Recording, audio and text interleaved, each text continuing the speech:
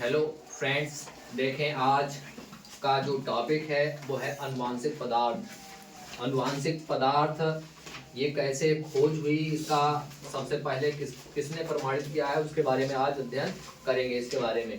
तो आज का टॉपिक है अनुवांशिक पदार्थ की खोज।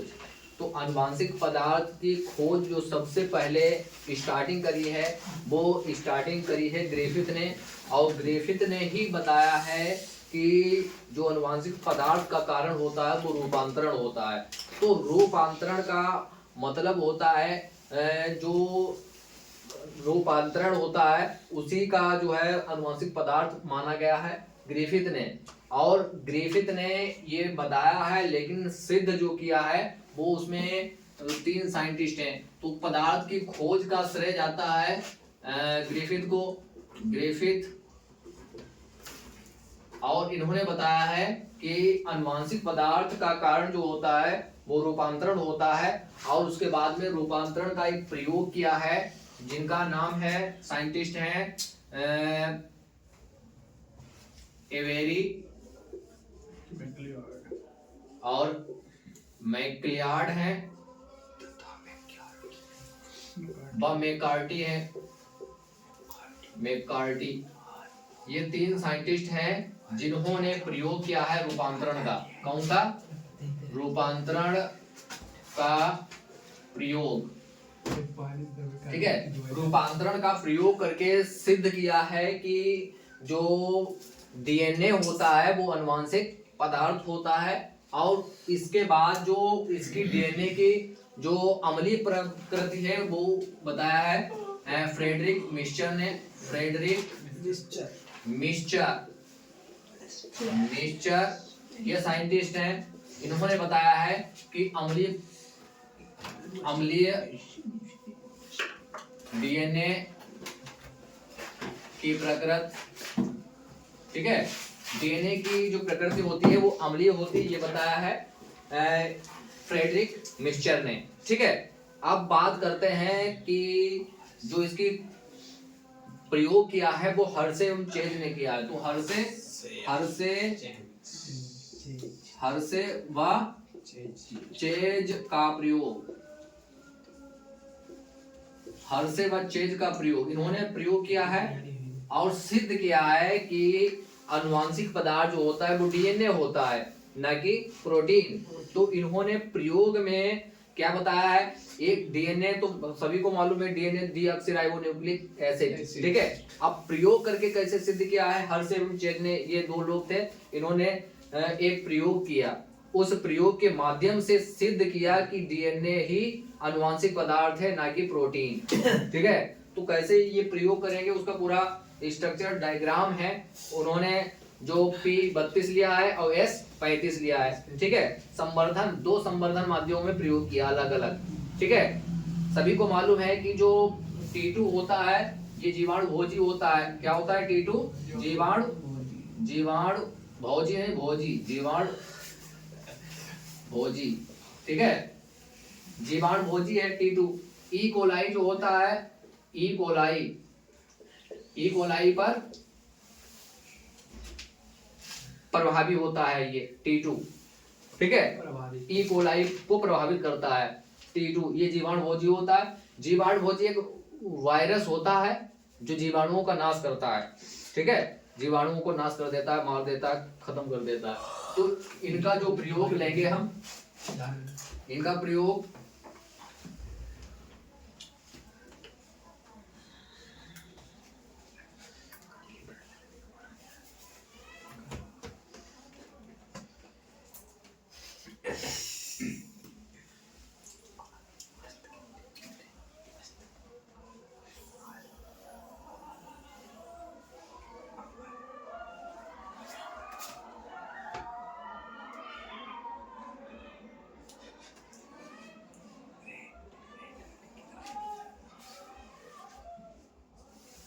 ठीक है। ये इसको हम कह देते हैं P32, इसको कह लो P32, ठीक है। Phosphorus 32, radio active phosphorus, radio active phosphorus, और एक लेंगे हम रेडियो एक्टिव सल्फर। कौन सा लेंगे? एक रेडियो एक्टिव सल्फर लेना पड़ेगा।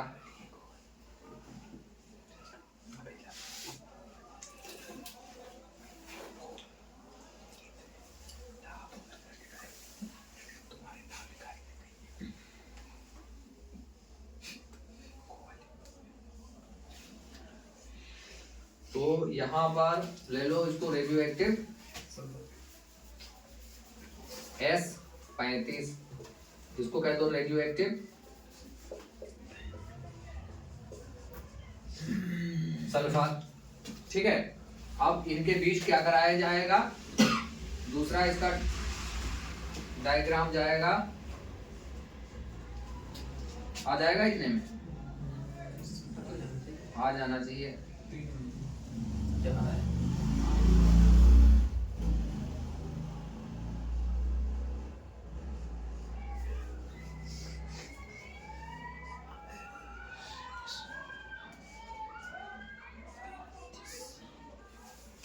ये ले लो, इसमें जो होता है वो होता है यहाँ पर ऐसे, इसको हल्के ऐसे ही छोड़ दो। ठीक है, तो इसका आ जाएगा यहाँ पर, और यहाँ पर आ जाएगा ऐसे ही, हल्के बना लो वरना बहुत टाइम लगेगा इसमें।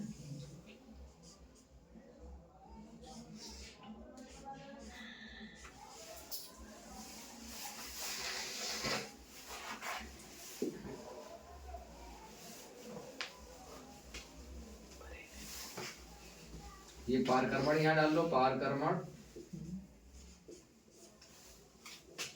और उसके बाद में अगला जाएगा, ये साइड में हो जाएंगे जब सेंट्रीफ्यूगेशन होगा, मतलब अपकेंद्रण जो होगा वो इससे चपक जाएंगे बाहर। तो ऐसे कर लो, ऐसे, और यहाँ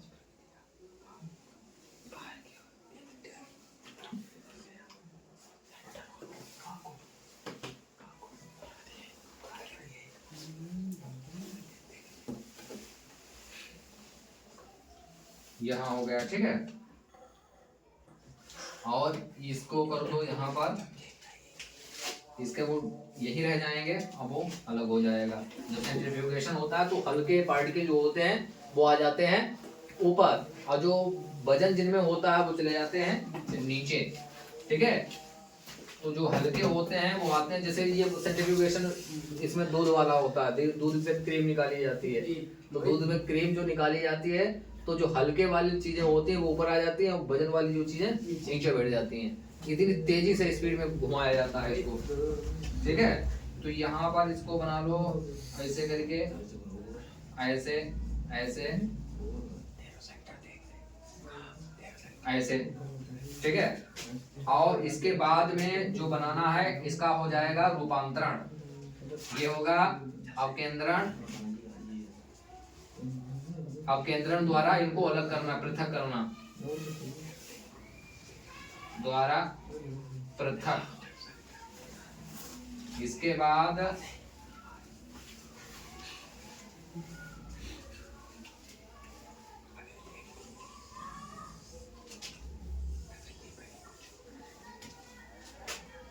बाद यहाँ पर इनका गुणन हो जाएगा। क्या हो जाएगा? गुणन मतलब इनमें बहुत हो जाएंगे, तो यहाँ पर बनेंगे कई, बना लो।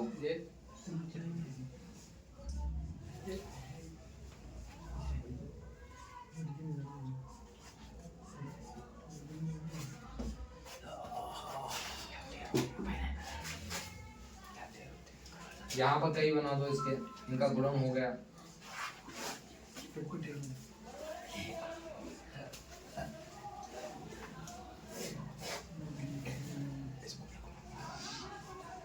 ठीक है, अब इनका गुणन हो गया। ये प्रयोग जो है किसका है? हर्शे एवं चेज का। ठीक है, तो ई कोलाई को इन्होंने सबसे पहले प्रयोग कराया। ठीक है, पहले ई कोलाई का प्रयोग करा, और उसके बाद इन्होंने देखा कि इसमें जो P32 है, P32 तो न्यूक्लिक अम्ल के साथ जुड़कर इन्होंने प्रोटीन का निर्माण किया, ठीक है। और इसने जो है, जो कहाँ गया वो P32, इसने जो है जुड़कर न्यूक्लियोटाइड से जुड़कर जो बनाया वो डीएनए बनाया। इसने सल्फर ने जो है अमीनो एसिड से जुड़कर प्रोटीन का निर्माण किया, ठीक है। तो इसने प्रोटीन का निर्माण करा और इसने डीएनए का निर्माण किया। इसके बाद इन्होंने T2 मतलब जो जीवाणु भोजी है इसको प्रविष्ट कराया दोनों में संवर्धन माध्यम में। तब उसके बाद में दोनों का अध्ययन करा। उसके बाद में इन्होंने देखा कि जिसमें जीवाणु भोजी दोनों में प्रविष्ट कराया और दोनों में एक प्रोटीन युक्त हुआ और एक डीएनए युक्त हुआ। तो डीएनए युक्त जो होगा वो उसको का नाम अलग कर देगा, ठीक है, उसको पहचान लेगा, ठीक है।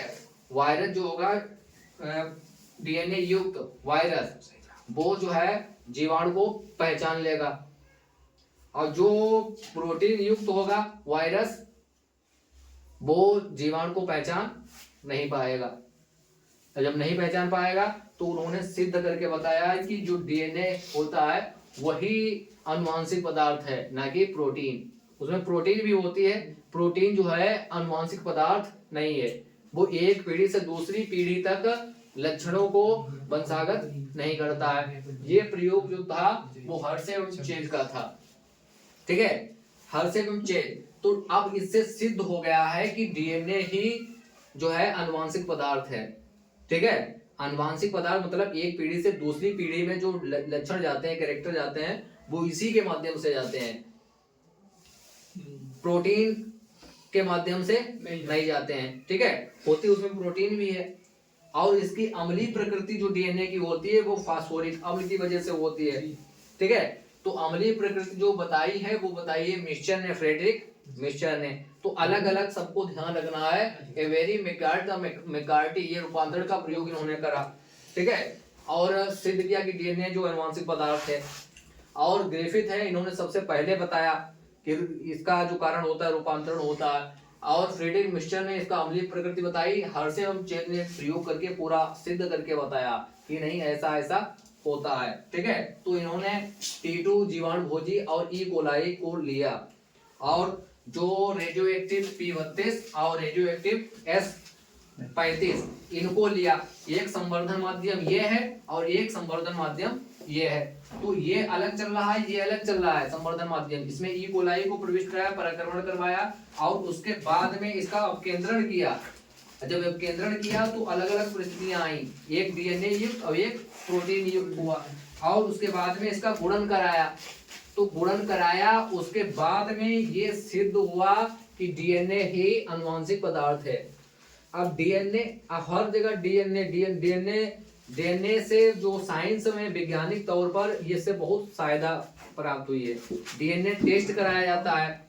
डीएनए टेस्ट मतलब किसी जो मतलब किसी के अगर पैतृक संबंध दर्शाना है तो डीएनए टेस्ट होता है।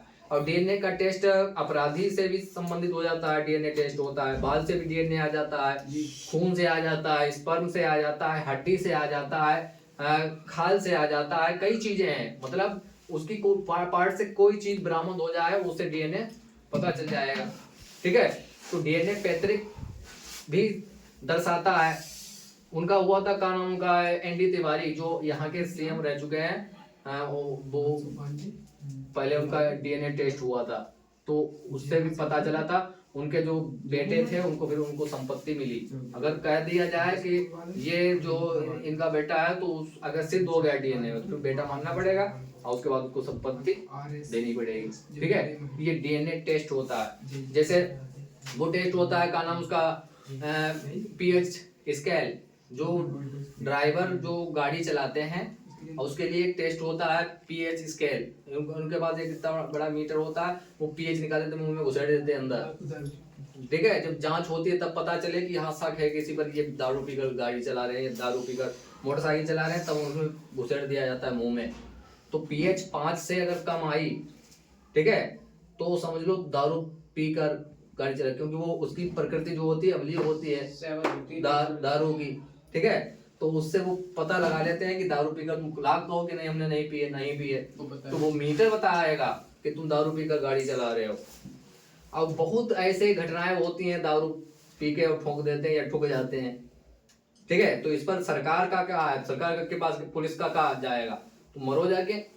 भाई उसका तो काम है कि तुम सेफ रहो, सुरक्षित रहो। हेलमेट के लिए बोलते हैं तब भी लोगों को खराब लगता है कि नहीं हेलमेट, सर बच जाएगा तुम्हारा, तो मेन तो सर है, से सर अगर टकराने से बच गया तुम हेड तो इस बाकी तो हाथ पैर टूटेगा, बच जाओ। अगर हर सर चला गया तो गए काम से, ठीक है। दारू पीने से ज्यादा तो जो होशियार लोग हैं वो दारू नहीं पीते हैं जब चलाते हैं, लेकिन कुछ पार्टियां वगैरह करके आए तो दारू पीकर ही आएंगे और जाएंगे वापस तो आने आना। तो ऐसे लोग जो है तो उनकी दुर्घटना होती है।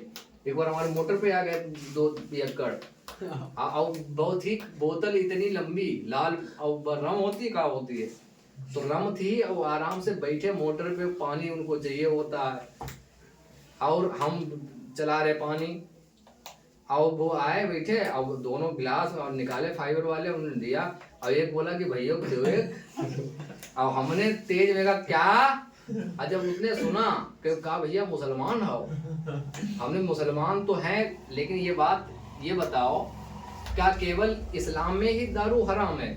भाई हराम तो सब में है, गलत सब में है भाई। सनातन धर्म में भी इसको खराब कहा गया है, दारू को सबसे ज्यादा खराब कहा गया है, लेकिन वो नहीं। और जा कहाँ रहे तो गोला, छोटी घासी, हमने कहा नाम बदनाम करते हो और दारू पी के जा रहे हो गोला, तो शर्म आना चाहिए तुमको।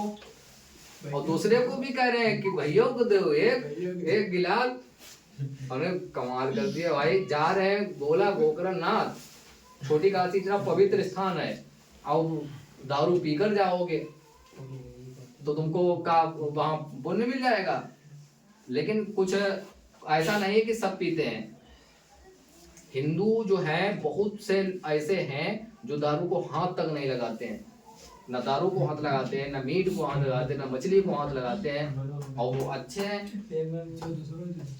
लेकिन कुछ ऐसे लोग हैं जो जिनका हैंड फ्री है, मामला करते हैं तो करते हैं। मतलब हमें क्या लेना देना है, तुम चाहे पियो डूबो मरो, लेकिन हमसे ना कहो भाई, हमसे ना कहो कि ये काम करो, हमें कोई लेना देना नहीं। खूब किया और तुम कहो भैया को पिया वो, तब गलत है। मतलब आप गुनाह कर रहे हैं, ठीक है, तुम भरोगे, लेकिन दूसरे को तुम काहे करा रहे हो, उसके लिए काहे तुम फोर्स कर रहे हो या कुछ कह रहे हो कि तुम ऐसा करो, ठीक है। इसीलिए अच्छा दारू को हाथ ऐसे टच करो दो ऐसे तो क्या कुछ हो जाएगा? तुम बोतल को ऐसे करके पकड़े रहो खींच कर 24 घंटे तक, नशा हो जाएगा?